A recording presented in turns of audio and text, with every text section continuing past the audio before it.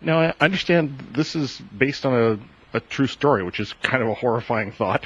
Some towns in the Pacific Northwest and the Rocky Mountain area that were uninfected by the flu, they were so terrified by what they heard of the flu, it was such a lethal and fast-spreading virus, that they thought that the only way they could protect themselves was if they blocked all the roads leading into town and posted armed guards to prevent anyone from coming in. And I was just amazed by that fact. It didn't seem like something that could have really happened. It seemed like something out of a Western. And I thought not only could that be a very dramatic sequence, but also it brought up lots of moral issues. I mean, if you and your buddy are standing guard one day, you don't think anything's going to happen. Your town's deep in the woods. You think it's just a precaution. But one day, a lost traveler comes wandering up to you and says, he's hungry, he's cold, he needs food and shelter, he's begging for your help. And what do?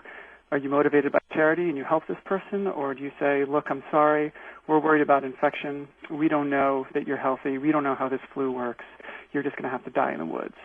And so that sort of moral dilemma and those themes that are brought up is really what drove me to learn more about the era and the time period to try to write this novel.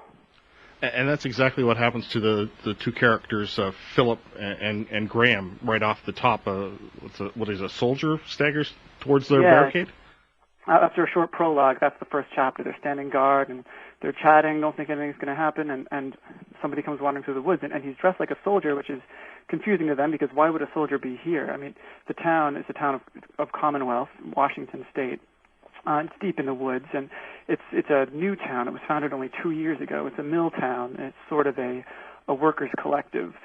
And they're not sure why this soldier would be here, because the road that leads to Commonwealth doesn't lead anywhere else. So the soldier is obviously very lost. He claims that he was just in a naval accident in Puget Sound and that he's been wandering lost for 2 days.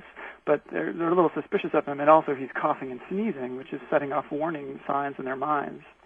So they're confronted with this dilemma about what to do. And compounding things is that the two guards have different opinions about what they should do, and that leads to a rift in their friendship and really affects the town as a whole. As ugly as the physical symptoms are, I think it's the psychological stuff that happens in this book that's the really scary stuff. One of the things that drove me in writing this was to take a look at the way people respond to pressure and the ways in which we tend to compromise our moral beliefs when we feel that our self-interest is threatened. And I mean, this was particularly, I think similar things happen now when we feel threatened by either disease or other factors. But particularly in 1918, people really did not understand how this disease worked. Germ theory was only about a generation old, and a lot of people sort of understood it, but sort of didn't. So people really didn't know what this flu was. In addition, because America was at war in World War I, the government had interviewed every physician in America, and all the physicians that they decided were up to par or better were recruited to the war effort. They were either sent to U.S. Army bases or they were sent to Europe to work on the front. So that left these U.S. towns with the worst physicians you could ask for. And these were the people that the townspeople and U.S. citizens had to look for advice. Often these were physicians who had been educated years ago before medical school reforms had required that physicians meet certain standards. Back in the 1890s, you could get a medical degree without knowing how to read or write. You only had to attend a few lectures, and presto, you were a physician, and here's your lance so you can perform a bleeding. Go to work. So we've got this horrific flu, and we don't really have any medical expertise to go on. And then on top of that, because America was at war, the press was censored. It wasn't reporting negative news. So there was little, if any, information about the flu in the papers.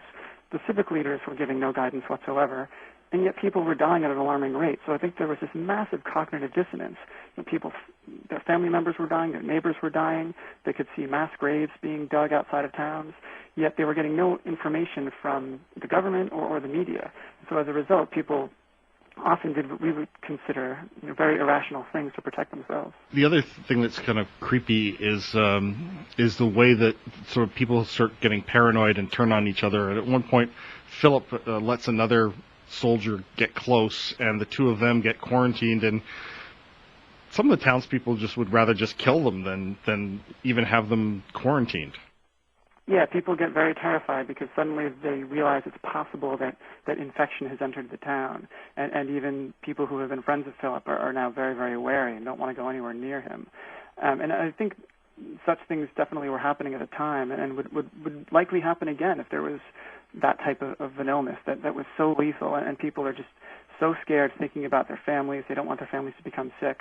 And once someone else has been possibly exposed to this virus, it's very tempting to just cut ties with that person and just bunker down and protect your family. Thomas Mullen, author of The Last Town on Earth, a novel, and it's published by Random House.